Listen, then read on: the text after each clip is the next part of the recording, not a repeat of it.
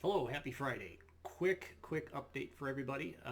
Markets obviously today after the jobs report, which by the way, I don't know where they're coming up with their numbers. I mean, they're talking about an 11% unemployment rate, but yet we know we have almost 31 million continuing claims, 53 or close to it, new unemployment claims that basically were the cumulative that were announced on Thursday with an additional 1.18 million unemployed. So where they're coming up with an 11% unemployment rate, I really honestly don't know.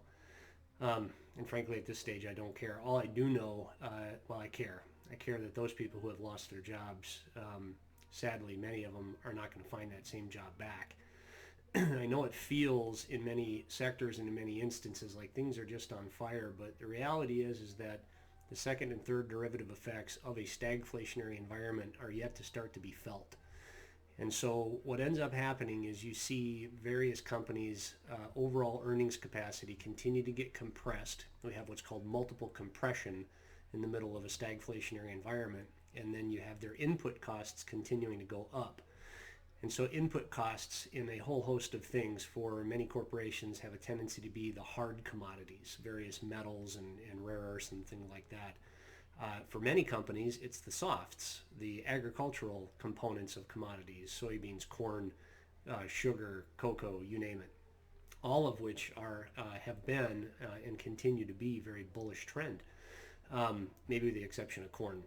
But what is interesting is that both corn and wheat have a tendency to follow gold prices about 15 months lag. So if you look at the move in gold, you typically would expect that same kind of move in both wheat and corn about 15 months later.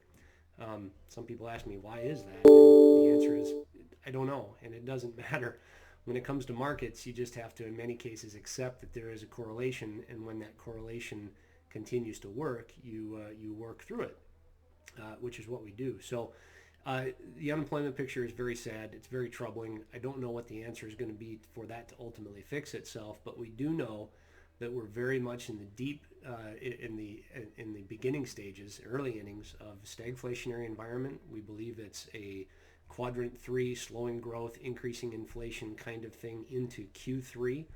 And there are a number of things that have to happen before that reverses or we change.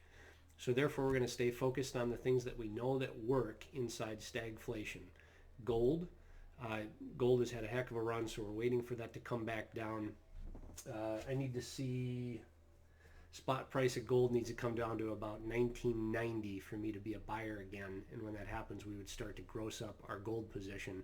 Treasuries continue to work. We'll continue to gross up our positions in long-term treasuries, treasury inflation protected type securities, and then the commodities and emerging markets. Emerging markets, primarily China, Thailand, Indonesia, and Russia, sort of in that order. And when they're on sale, we buy, and when they're a little bit high, we get rid of. And so anyway, I just want to share my screens, give you a viewpoint of some of the things that are happening. The movement on the downside today in any commodity or any equity has all to do with the US dollar. There's a very, very large inverse correlation to almost all asset classes, at least equities and gold and commodities, to the dollar. So if the dollar bounces, which it's doing today, and we think it's going to be short-lived, but when it bounces, it causes a negative effect in current price on equities, commodities, and gold, which gives us the opportunity to buy more. And so therefore, we'll gross up some of our positions today when some of these asset classes are trading in the red. And then when they start trading in the green, we'll sell a little off. So it's just plant, prune, repeat. Plant, prune, repeat. And so I know you see a number of actions and activity in your portfolio these days. That's everything to do with stagflation. Stagflation is a very difficult market environment. And it's been probably one of the toughest to risk manage, and so therefore there's more action and more activity as we work around our core positions. Core positions primarily being real estate, utilities. We're working towards building some of the tech positions that we think would make sense, but primarily commodities, treasuries, and inflation protection kinds of things. So let me go ahead and just share my screens with you real quick. Here's a picture of the dollar. And as you can see, it's having a 2-day bounce. The last time it had a 2-day bounce, it went back into crash mode. I think that's going to happen again. And when that crash mode continues to happen, we'll take advantage of that by seeing the commodity positions that we're buying today go up in price. And so therefore, everything is very correlated to the dollar and what the dollar's doing. And so therefore, today, what are we doing? Well, we bought a little more palladium, and you can see it has a tendency to bounce in this area. So we're buying palladium. We're buying soybeans, has a tendency to bounce off of that range. We're buying copper. We already have a good copper position, but copper's on sale today pretty heavily, and we think that that's going to be a nice winner over time. We're not buying gold yet, but if we see the spot price of gold get down to about $19.90 an ounce, definitely would be a buyer of gold positions. Right now, gold is trading spot roughly $2,037 an ounce. So we need to see that come down a little bit, and we will definitely buy more. And when that happens, obviously we'll buy more of the miners. So this is the gold mining ETF that we would purchase. Treasury inflation protected securities, we're going to buy a little bit of that. Long-term treasuries, we're going to buy a little bit of that. The Chinese exposure, in this case it's Chinese internet, interestingly is in strong growth mode, and so therefore we're going to be buying positions somewhere in this range, under 69 to about 67 is where we would want to gross up on that in a pretty strong way. And so we'll continue to wait and develop in some of these as they build. We have exposure to cattle and hogs. I mentioned the palladium, the wheat, the corn, things of that nature. For whatever reason, right now, corn and wheat is not responding as I would like, but that happens sometimes, and I'm being patient with those two positions. Remember, when it comes to allocations, we keep them very tight. Maximum allocations for equities typically is no more than 6%. Maximum allocations for commodities typically no more than 4%. Maximum allocation for fixed income typically no more than 10%. And then maximum allocation for currencies, and we view gold as a currency, no more than 12%. So we'll be working towards grossing those positions up as they hit the lower end of our mathematical range. Volatility components continue to be very muted, which is good. So the VIX is below 27, so that is bullish for overall equities. And when I say overall equities, the focus that we have there is for real estate. So we have this position, and for utilities, which is this position. I'll probably prune a little bit of our utility position today and then buy back some more when it's on sale. We bought a bunch here this day when it was on sale.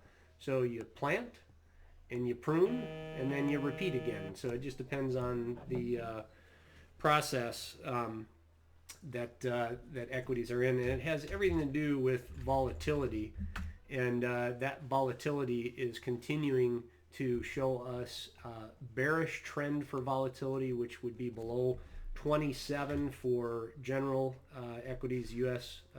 Type focus, S&P kinds of things, and below 33 for the NASDAQ.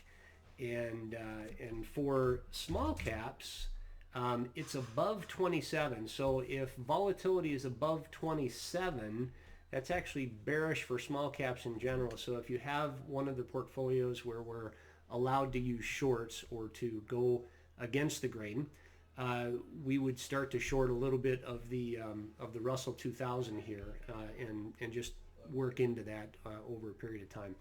For some of our portfolios who are a little bit more aggressive, we'll take advantage of a little bit of leverage opportunities in the emerging market space, a little bit possibly on utilities, things of that nature. But bottom line is we're staying focused on the things that we know work inside a stagflationary environment, which is in the beginning innings and likely continues to grow.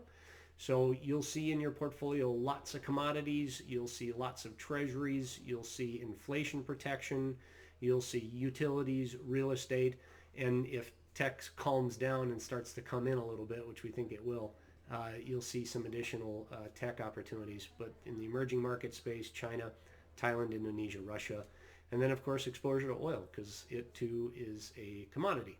And we think that the federal government's actions in terms of spinning out $1 to $3 trillion in additional stimulus, whatever that means, whatever that looks like, is problematic for the dollar.